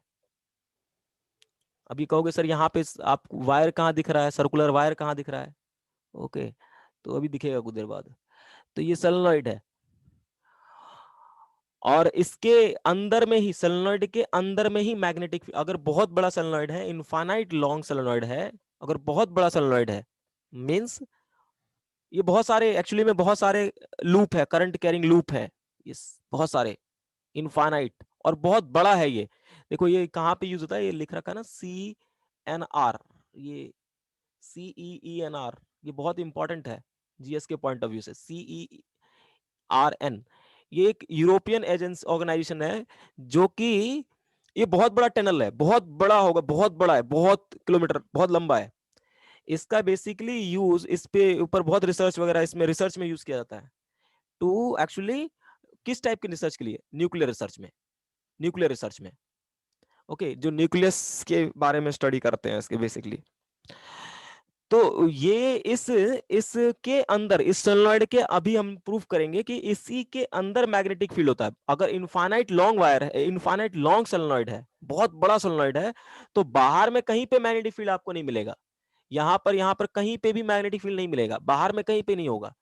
अगर नहीं, तो अगर मैग्नेटिक फील्ड होता तो ये लोग क्या होते, ये जो बाहर में खड़े, इनको ऊपर प्रभाव पड़ता, या बाकी इधर जो लोहा और ये सब लगे पड़े हैं, ये सभी जाकर के इसे चिपक जाते। ठीक है, इससे सब जगह चिपक जाते हैं यूं करके, बट बाहर में कहीं पे मैग्नेटिक फील्ड नहीं होगा, बाहर में कहीं पे मैग्नेटिक फील्ड नहीं होगा, सिर्फ अंदर ही मैग्नेटिक फील्ड होगा, यहां पर अंदर में। बट अभी जैसे हमने देखा कि यदि हमारे पास एक सर्कुलर वायर है, लेट सपोज ये हमारे पास, ये थोड़ा बना नहीं, ये हाँ, ये सर्कुलर वायर है, तो इसके वजह से मैग्नेटिक फील्ड कुछ ऐसे होता है, देखो ऐसे ऐसे। बट यहां पे बहुत सारे वायर्स लगे हैं, बहुत सारे सर्कुलर वायर हैं, बहुत सारे सर्कुलर वायर हैं, तो इसलिए अंदर में मैग्नेटिक फील्ड जीरो आएगा, अंदर सॉरी अंदर में मैग्नेटिक फील्ड जीरो नहीं आएगा, बाहर में मैग्नेटिक फील्ड जीरो आएगा, सिर्फ अंदर में ही मैग्नेटिक फील्ड होता है। और ये एज्यूम किया जाता है कि इनफाइनाइटली, मतलब इसका जो रेडियस होगा, इसका जो रेडियस है इस वायर का, इस जो टनल का रेडियस है, उसके कंपेयर में इसका लेंथ, इसके कंपेयर में इसका लेंथ जो है वो बहुत बड़ा है। इसी वजह से अंदर में मैग्नेटिक फील्ड, अभी हम प्रूफ कर देंगे इस चीज को कि मैग्नेटिक फील्ड अंदर में ही होता है, बाहर में नहीं होता। और ये बेसिकली ये जो टनल बनाया गया न्यूक्लियर रिसर्च के लिए बनाया गया है। Okay, I am just showing that simple by diagram.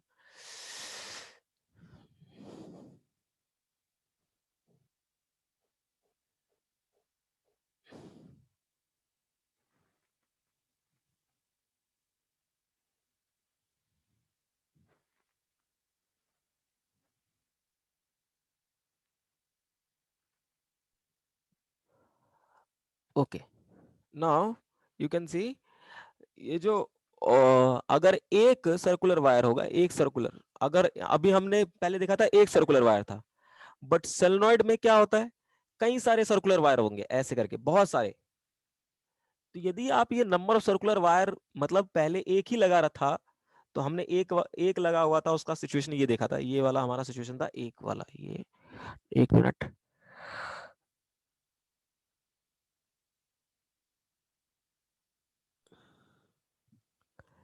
ये देख सकते हो, ये जो था सिर्फ एक सर्कुलर वायर की वजह से मैग्नेटिक फील्ड का पैटर्न मैंने बताया था कि ऐसा करके कुछ दिखेगा। बट यदि आप ये जो सर्कुलर वायर का नंबर है इसको बढ़ाते जाओगे, जैसे एक था, फिर दो लगाया, फिर तीन लगाया, फिर चार लगाया, फिर पांच लगाया, फिर छह लगाया, सात लगाया, इस तरह से, तो देखो सबसे ज्यादा अगर ऐसे करते जा रहे हो, तो ये जो मैग्नेटिक फील्ड लाइन है, ये जो मैग्नेटिक फील्ड लाइन प्रोड्यूस हो रहा है इन वायर्स की वजह से, ज्यादातर वायर आपको इस वायर के, ये जो सर्कुलर वायर्स हैं इसके अंदर, ज्यादातर लाइन जो है वो अंदर में मिलेगा, अंदर में मिलेगा, ज्यादातर लाइन अंदर में मिलेगा। ओके, ज्यादातर लाइन आपको अंदर में मिलेगा, और धीरे धीरे जो है बाहर में देख सकते हो ये लाइन कम होती जा रही है। पहले देखिए लाइन ज्यादा थी बाहर में, पहले लाइन ज्यादा थी यहां पर, बट बाद में लाइंस क्या होती जा रही है, कम होती जा रही है। मींस जैसे जैसे हम ये नंबर ऑफ कॉइल्स बढ़ाते जाएंगे और साथ में लगाते जाएंगे, तो बाहर में फील्ड जो होता जाएगा, वो मैग्नेटिक फील्ड वो कम होता जाएगा और ज्यादातर अंदर में बढ़ता जाएगा। ये कैसे होता है, ये कैसे होता है, ये प्रूव होगा, एक लॉ है, एम्पियर्स लॉ, एम्पियर्स लॉ। तो हमने एक लॉ देखा, बायट सर्वर्ट लॉ, अब हम देखेंगे Ampere's law, and very very important is this law, is very very important.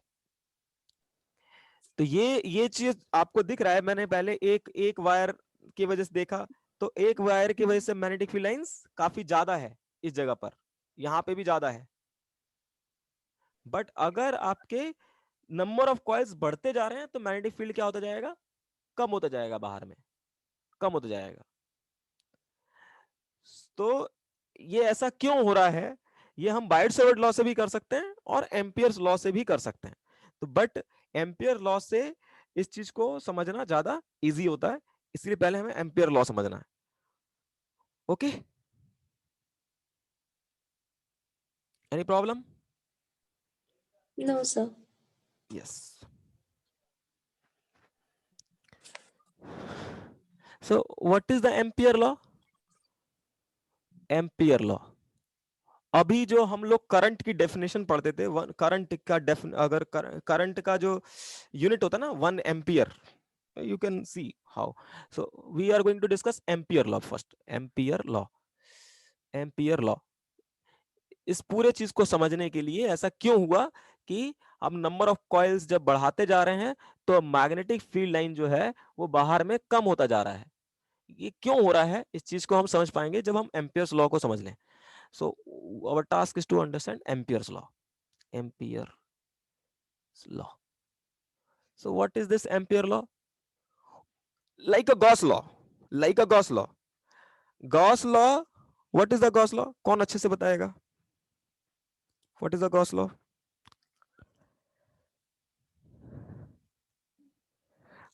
Total flux passing through a closed loop is equal to uh, Not loop, not loop, not loop. closed figure. Closed, not figure. तो surface. Closed surface. Yes. हाँ surface. Closed surface. देखिए एक एक word का महत्व है life में। शब्दों का खेल है। अगर शब्द इधर से उधर हो गया तो देखो राइटिंग, देखो लिख मैं गलत देता हूँ, पर जो शब्द है ना वो बहुत इंपॉर्टेंट है। सरफेस, लूप, फिगर, तीनों डिफरेंस वर्ड है। हाँ तो हाँ, एम्पियर्स लॉ जो है वो डिफाइंड एक्चुअली वहां जो क्लोज, जो आपका गॉस लॉ डिफाइंड होता था वो क्लोज सरफेस के लिए होता था, बट एम्पियर्स लॉ जो डिफाइंड होगा वो क्लोज लूप के लिए। देखो डिफरेंस आ गया। ये जो डिफाइंड होगा क्लोज लूप के लिए, means this is for loop, for loop. Okay, so what is this? Same to same Gauss law का हम यूज क्यों करते थे? Why we use the Gauss law? Tanu बताएगी, तनु बताओ why we use Gauss law?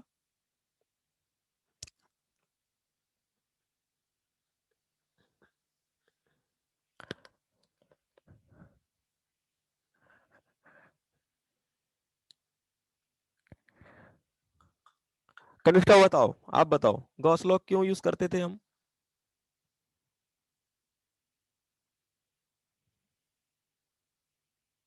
हम्म, दीपांशी?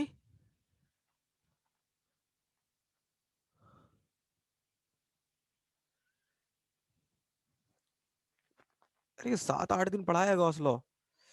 करिश्मा बताओ गॉस लॉ क्यों use करते थे? Sir, electric field के लिए. Yes yes, very good, very good, very good, very very good, very good.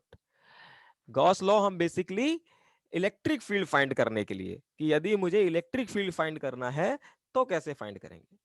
अगर हमारे पास कोई सिमेट्रिकल बॉडी है, लाइक स्फीयर है, ठीक है, या सिलेंडर है, या कोई सॉलिड प्लेन है, तो उन सब की वजह से हमने निकाला था एक्चुअली क्या, इलेक्ट्रिक फील्ड ही निकाला था, सिमेट्रिकल बॉडी था। ओके, सो बेसिकली हम वहां पर इलेक्ट्रिक फील्ड, तो एम्पियर्स लॉ का क्या यूज करेंगे? To find out the magnetic field. इसका यूज क्या है? To find magnetic field.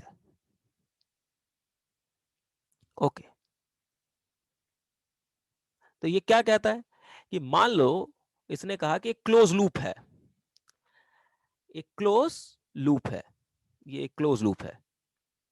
अच्छा, जो वो क्लोज सरफेस होता था वो रियल सरफेस होता था, इमेजिनरी होता था? Imaginary होता था. Imaginary. यस, तो अब ये सरफेस जो आप लोगे वो कैसा हो, ये जो क्लोज लूप लिया है मैंने, ये क्या होगा? रियल होगा, इमेजिनरी होगा? Imaginary होना इमेजिनरी चाहिए. होगा। यस, इमेजिनरी होगा, दिस इज इमेजिनरी। अच्छा, अच्छा एक चीज मुझे बताओ कि ये क्लोज, क्लोज कहीं से ब्रेक नहीं करना है। यस, कहीं से ब्रेक नहीं करना है, ब्रेक हो गया तो काम खराब। अच्छा अच्छा, एक चीज और मुझे बताओ कि ये वो जो सरफेस होता था वो किस पॉइंट से पास करता था? किन किन पॉइंट से? गॉस लॉ में जो हमने सरफेस, क्लोज सरफेस बनाया था, वो किन पॉइंट से करता था? जहाँ पे हमें इलेक्ट्रिक फील्ड निकालनी होती थी. Exactly, yes, exactly. जिन जिन पॉइंट्स yes. के ऊपर हमें इलेक्ट्रिक फील्ड फाइंड करना होता था उस जगह से पास करता था। तो सेम टू सेम यहां पर भी है, जिन जिन पॉइंट के ऊपर हमें मैग्नेटिक फील्ड फाइंड करना है, जिन जिन पॉइंट के ऊपर हमें मान लो यहां पे करना है, यहां पे करना है, यहां पे करना है, यहां पे करना है, तो उस जगह से ये लूप पास करेगा, उन उन पॉइंट से पास करेगा।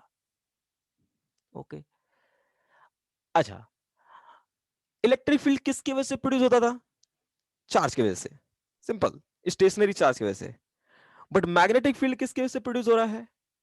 मूविंग चार्ज की वजह से. मूविंग चार्ज की वजह से। मींस करंट की वजह से। Moving charge. हाँ, मूविंग चार्ज मींस करंट की वजह से, है ना, मींस। और जब हम उसमें देखते थे गॉस लॉ के अंदर, क्या देखते थे, अंदर में कितना चार्ज है और बाहर में कितना चार्ज है, यही तो देखते थे। सेम टू सेम यहां पर भी क्या होगा, कुछ करंट कैरिंग वायर जो होंगी वो इस लूप के अंदर से जारी होंगी, है ना। कुछ करंट कैरिंग वायर जो है वो लूप के अंदर से जारी होगी। मान लो इसमें करंट जा रहा है I1 और ये दूसरा लूप हो गया, दूसरा करंट, ये करंट कैरिंग वायर हो गया, इसी लूप से पास कर रहा है। ये मान लीजिए इसमें करंट फ्लो कर रहा है I2, और एक और बना देते हैं, एक और वायर है, ये भी इसके अंदर करंट फ्लो कर रहा है I3। तो ये लूप, ये भी जो भी करंट कैरिंग वायर है वो इसी लूप से पास कर रहे हैं, इसी लूप से पास कर रहे हैं। अच्छा, और कुछ वायर जो है इस लूप के बाहर है, मान लेते हैं ये है, इसके अंदर करंट फ्लो कर रहा है, मान लो I4। एक और लूप बना देते हैं, एक और वायर बनाता हूं, ये I5, ये ऐसे करके I5, यस। ओके, तो जिन पॉइंट्स के ऊपर मुझे मैग्नेटिक फील्ड फाइंड करना है, सपोज मुझे यहां पे मैग्नेटिक फील्ड फाइंड करना है या यहां पे करना है, किसी पॉइंट के ऊपर मैग्नेटिक फील्ड फाइंड करना है, तो इन पॉइंट के ऊपर जो मैग्नेटिक फील्ड होगा, क्या एक वायर के वजह से होगा या सभी वायर की वजह से होगा? सभी वायर के वजह से होगा। यस, जैसे कि गॉस लॉ में चार्ज अंदर हो या बाहर हो सभी के वजह से इलेक्ट्रिक फील्ड होता था, वैसे ही इन पॉइंट्स के ऊपर, जिन पॉइंट्स जो जिससे ये कर पास कर रहा है, इन पॉइंट्स के ऊपर जो मैग्नेटिक फील्ड होगा वो सभी वायर, जो अंदर में है जो बाहर में है, दोनों की वजह से होगा। तो एम्पियर्स क्या कहता है, एम्पियर्स क्या कहता है, सिंपल गॉस का ही दूसरा रूप है। एम्पियर्स कहता है कि अगर आप क्या कर लो, इस लूप के ऊपर, वेरी इंपॉर्टेंट, ध्यान से सुनना, बहुत इंपॉर्टेंट बात है, इस लूप के ऊपर एक छोटा सा पोर्शन, जहां पे आपको मैग्नेटिक फील्ड फाइंड करना है, एक छोटा सा पोर्शन कंसिडर कर लो जिसका लेंथ डीएल हो गया, डीएल हो गया। तो इस डीएल लेंथ का वेक्टर अगर देखो, क्योंकि छोटा सा एलिमेंट है, we can say it have also direction, ये हो गया DL vector, DL vector.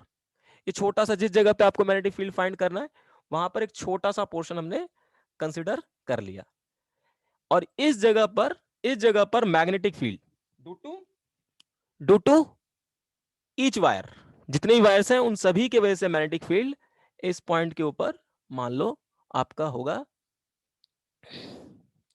B. B, ये जो मैग्नेटिक फील्ड है due to all current carrying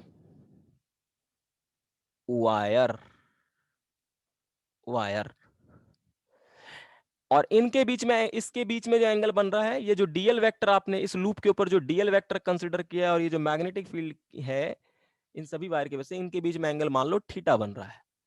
तो एम्पियर क्या कहता है, यदि आप ये बी डॉट डीएल निकालते हैं, बी डॉट डीएल निकालते हैं, मींस इस छोटे से पोर्शन पे मैंने ये क्वांटिटी निकाला बी डॉट डीएल, और इसी ऐसे छोटे छोटे पोर्शन बहुत सारे मान सकते हो। अब सब जगह आप क्या करो, ये बी डॉट डीएल निकालो, इस कर्व के ऊपर बहुत छोटे छोटे पोर्शन डीएल मान सकते हो, ऐसे छोटे छोटे डीएल मान लो, और सभी के ऊपर आप बी डॉट डीएल की वैल्यू निकालो और उन सबको ऐड कर दो, उन सभी को ऐड कर दो, मींस ऐड का मतलब इंटीग्रेशन। अब चूंकि ये लूप कैसा है, क्लोज लूप है, तो इसीलिए यहां पे क्लोज लूप दे दो। तो जब आप ये निकालोगे बी डॉट डीएल, मींस मैं मैग्नेटिक फील्ड जिन पॉइंट के ऊपर, मुझे इस पॉइंट के ऊपर मैग्नेटिक फील्ड फाइंड करना था, इस पॉइंट के ऊपर मैग्नेटिक फील्ड फाइंड करना था, तो मैग्नेटिक फील्ड और उस छोटे से, उस पे यहां मैंने एक छोटा सा पोर्शन कंसिडर कर लिया जिसका लेंथ जो है डीएल है, इन दोनों का यदि डॉट प्रोडक्ट करते हो और सभी को सम कर देते हो, तो ये इक्वल टू आएगा mu node. Mu node is a permeability of free space, अगर मीडियम होगा तो मीडियम आ जाएगा, into current inside the loop, inside the loop. very very important. This is the what Ampere's law means. In word, what you can say? Closed line integral. देखिए यहां पर S, जब यहां पर याद करो कि जब हम गॉस लॉ पढ़ते थे वहां पे हम लोग ई डॉट डीएस करते थे. ई डॉट डीएस, एस होता था सरफेस एरिया, इसलिए क्लोज सरफेस इंटीग्रल कहते थे. वहां पे क्या कहते थे? Close surface integral. यहां पे क्या कहेंगे? ये डीएल एक लेंथ है, so close line integral of magnetic field is equal to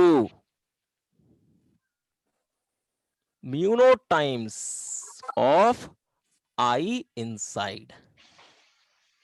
Very very important. Is it fine? Yes sir. Yes, sir. Yes. अच्छा, एक चीज वेरी इंपॉर्टेंट, यहां पर बच्चे थोड़ा गड़बड़ करते हैं. अच्छा, यहां पर मैं आई इनसाइड, देखो मैं आई इनसाइड क्या लिखूं? आई इनसाइड, आई इनसाइड क्या लिखूं? I1 plus I2 plus I3. I1 plus I2 I3. अच्छा, okay okay. One thing I do here, अगर मैं ये कर दूं देन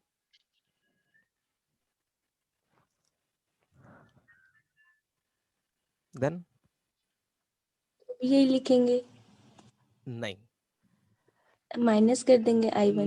नहीं, पहले देखेंगे कि इंटीग्रेशन, जो ये इंटीग्रेशन निकल रहा है, जो आप इंटीग्रेशन निकाल रहे हो इस लाइन के इंटीग्रल, वो क्लॉकवाइज कर रहे हो या एंटी क्लॉकवाइज कर रहे हो? Very important. ये जो इंटीग्रेशन कर रहे हो वो क्लॉकवाइज कर रहे हो या एंटी क्लॉकवाइज कर रहे हो? तो इस वाले सिचुएशन मैंने क्लॉकवाइज कंसीडर किया है. Clockwise, sorry anti clockwise. ध्यान से सुन लो नहीं तो बाद में गड़बड़ होगा. ये जो इंटीग्रेशन मैं कैलकुलेट कर रहा हूं anti clockwise, integration anti clockwise, anti clockwise है. तो अगर एंटी क्लॉकवाइज है तो जो देखो, अगर एंटी क्लॉकवाइज अपने थंब को घुमाओगे, अपने फिंगर्स को घुमाओगे तो थंब आपका ऊपर की तरफ आएगा. तो जो ऊपर की डायरेक्शन में करंट होगा उसको देंगे sign plus I2 plus I3, और जो उसके अपोजिट डायरेक्शन में आएगा, थंब के अपोजिट डायरेक्शन में आएगा, उसे नेगेटिव I1. Very important. तो पहले आई इनसाइड लिखने से पहले ध्यान रखना है. आई इनसाइड बहुत बार बच्चे गलत करके आए, और इसी छोटे से चीज के ऊपर क्वेश्चंस आपका नीट में आज बन सकता है. जेई में आया हुआ है, नीट में बनेगा. अब बहुतों का कॉन्सेप्ट वीक रहता है. अगर इंटीग्रेशन पहले हमें देखना है, ये आई इनसाइड लिखने से पहले देखना है कि कर्व के ऊपर क्लॉकवाइज बना रखा. अगर मान लो मैं एंटी क्लॉकवाइज ऐसे करके बनाता, एंटी क्लॉकवाइज ऐसे करके क्लॉकवाइज बनाता, और ये हो गया करंट, ये I1, ये I2, ये I3, ये I4, और मैं ये बोलता कि आई इनसाइड यहां निकालना मुझको, तो आई inside I1 plus I2 plus I3. क्या हो जाएगा? बताओ क्या लिखा हुआ है आप यहाँ पे? I1 plus I2 plus I3. फिर से प्रॉब्लम. डायरेक्शन देखेंगे ना. हाँ, इंटीग्रेशन का सर डायरेक्शन क्या है? क्लॉकवाइज. सर क्लॉकवाइज है. क्लॉकवाइज है ना. तो अपने थंब, अपने फिंगर्स को घुमाओ. थंब किधर की तरफ जा रहा है? अंदर की तरफ. अंदर की तरफ. Yes sir. तो अंदर की तरफ जो भी करंट है, जो भी करंट अंदर की तरफ है, उसको साइन क्या देंगे? Positive. Positive.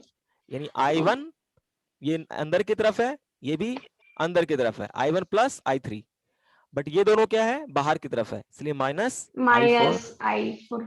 I2. So this is the I inside. Okay sir.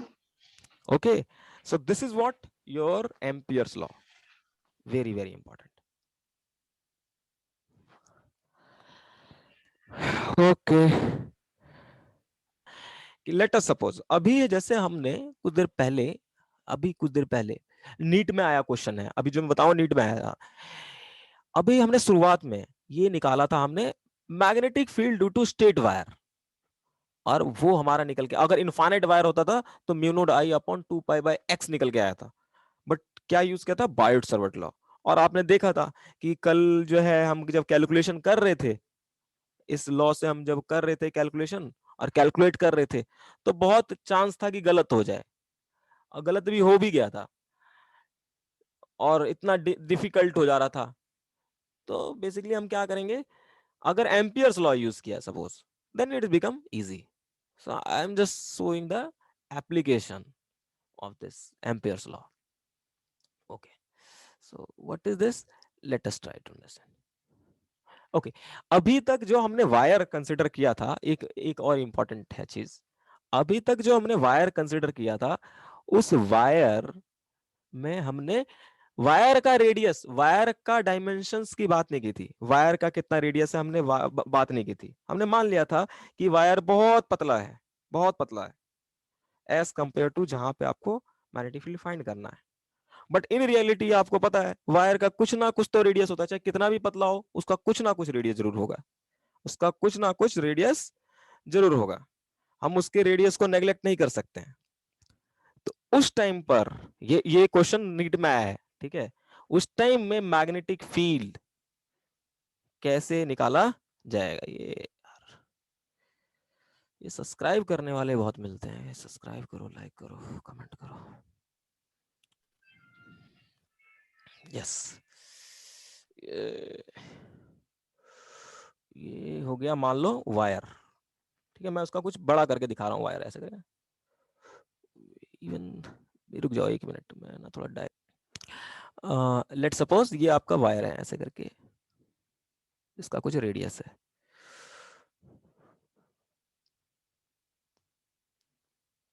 But यहाँ पे हमने फाइनाइट नहीं इनफाइनाइट कंसिडर किया, इनफाइनाइट लेंथ कंसिडर किया है, ठीक है।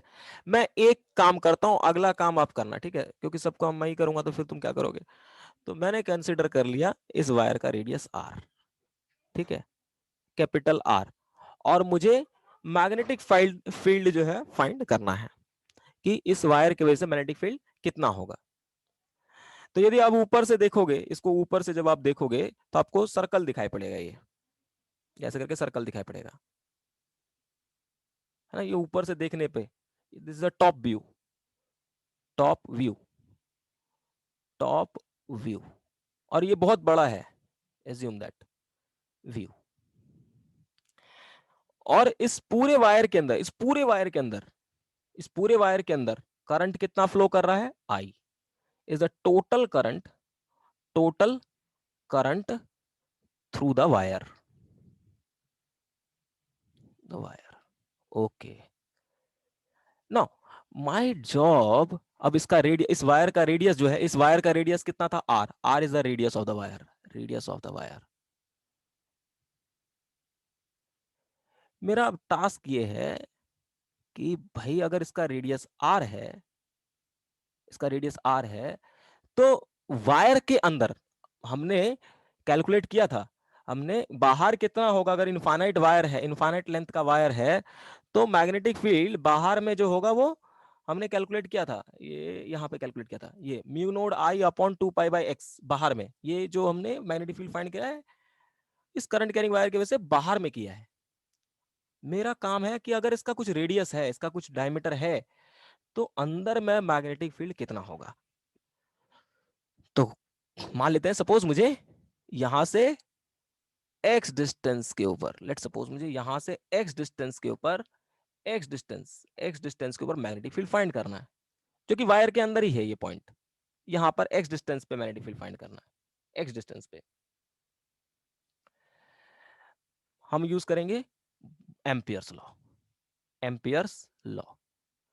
तो एम्पियर्स लॉ मैंने जैसे बताया कि हम क्या करेंगे, क्लोज लूप होना चाहिए हमारे पास, एम्पियर्स लॉ में एक क्लोज लूप होना चाहिए, और वो उन पॉइंट से पास करेगा जिन पॉइंट के ऊपर हमें मैग्नेटिक फील्ड फाइंड करना है। तो सेम टू सेम मुझे इस पॉइंट के ऊपर मैग्नेटिक फील्ड फाइंड करना है, तो ऐसे कई सारे पॉइंट्स होंगे जो कि इससे, इस सेंटर से इक्वल डिस्टेंस पे होंगे। तो अगर आप सभी को ज्वाइन कर दो then you get a close loop like this. So इन सब पॉइंट्स के ऊपर हमें मैग्नेटिक फील्ड फाइंड करना है. So we have a close loop, जिन जिन के ऊपर मैग्नेटिक फील्ड फाइंड करना है, इन सब के ऊपर. So we get a circle जिसका रेडियस x हो गया. So what is the magnet Ampere's law? Ampere's law कहता है कि B dot dl over the close surface, integration हम close anti clockwise, mu naught into I inside. अब देखना, मैं इसको थोड़ा सा बड़ा करके दिखाता हूँ. इसको थोड़ा ये जो ये वाला सर्कल है, इसको मैं थोड़ा बड़ा बाहर दिखा रहा हूँ, बड़ा करके. तो ये हो गया ऐसे, ये देखो, ये हो गया x. तो जहां पर मुझे जिस जगह पे मुझे मैग्नेटिक फील्ड फाइंड करना है, यहां पर हम क्या करेंगे, एक छोटा सा पोर्शन पहले कंसीडर. ये डीएल का मतलब क्या था, उस लूप के ऊपर एक छोटा सा पोर्शन कंसीडर करो. ये मैंने छोटा सा पोर्शन कंसीडर कर लिया, डीएल. और इस जगह पर मैग्नेटिक फील्ड, देखिए, अगर मुझे किसी करंट कैरिंग वायर की वजह से मैग्नेटिक फील्ड निकालना होता था, वो रेडियली आउटवर्ड आता था, रेडियली आउटवर्ड, बाहर की तरफ आएगा. तो इस जगह पर मैग्नेटिक फील्ड वो बाहर की तरफ आएगा. कल करा, हाँ हाँ बिल्कुल, बस बस बस, हो गया बस, खत्म.